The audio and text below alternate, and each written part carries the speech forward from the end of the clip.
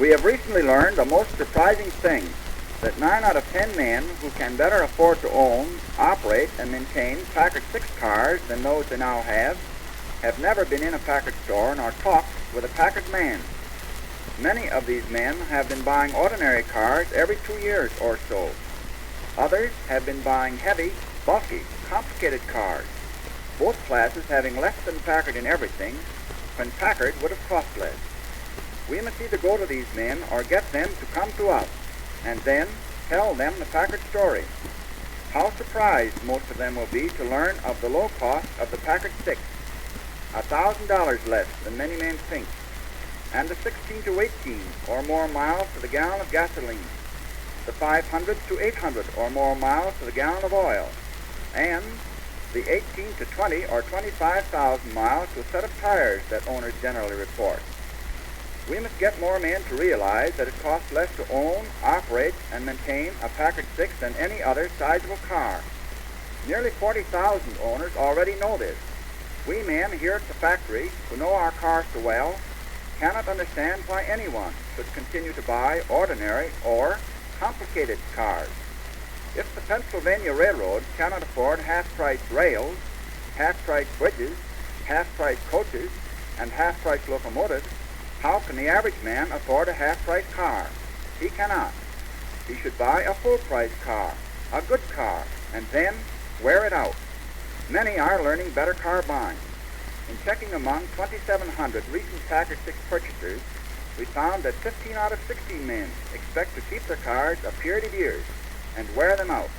Good business, and in keeping with the practice of streetcar companies that get an average of 18 years life out of each streetcar.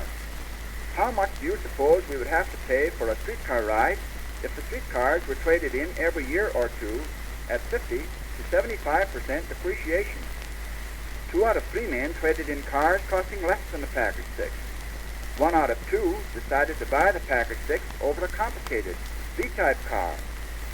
And would it surprise you to learn that we traded in more of that make of car that so recently imitated our lines than any other? It is a fact. Men are learning that it does not cost any more to wash and polish a Packard than an ordinary car.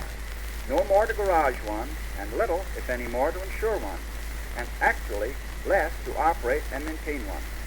The Packard-Six combines in one car practically every motor car advantage: reasonable first cost, long life, beauty, comfort, safety, ability, and last, but by no means least, surprising economy in operating and maintenance charges. Of no car that was ever built is it safer to say, ask the man who owns one. Generally speaking, in engineering as in art, the simple is the most difficult to create. In art, the simple is the most beautiful. In engineering, the simple is the most practical and economical. Good motor car design calls for the combination of art and engineering, the beautiful with the practical and economical. I believe the Packard-Six to be the finest expression of this combination in the motor world today. I am sure some 40,000 Packard-Six owners agree with me.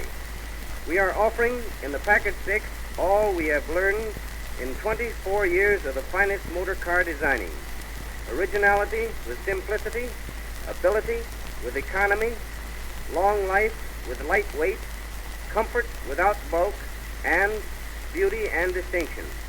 I am proud of the engineering department's work in making it possible for men now to own, operate, and maintain Packard-Six cars at a cost no greater than they have been paying for ordinary cars. Simplicity in design has made for lower production costs and lower operating and maintenance charges, making it possible for more people to have Packard cars.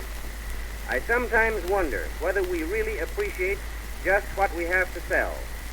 In a way, we are without competition, for there is no other car that offers all that we have designed and built into the Packard-Six. Have you ever placed a Packard-Six side by side with an ordinary 6 or complicated 8? If not, do so.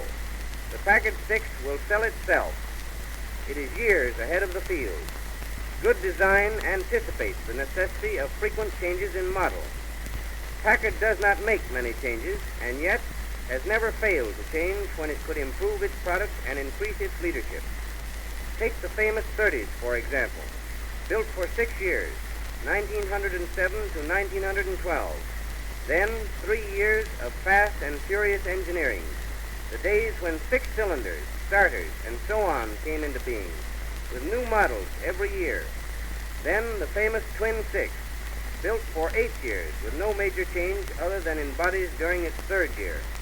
And now the Packard-Six and the Packard-8. The Packard-Six is in its 4th year, with no mechanical changes other than improvements and additions. Among them, 4-wheel brakes. Packard history indicates that you can sell a man a Packard-Six and be reasonably sure that he can wear his car out without great depreciation loss due to new models every year or so.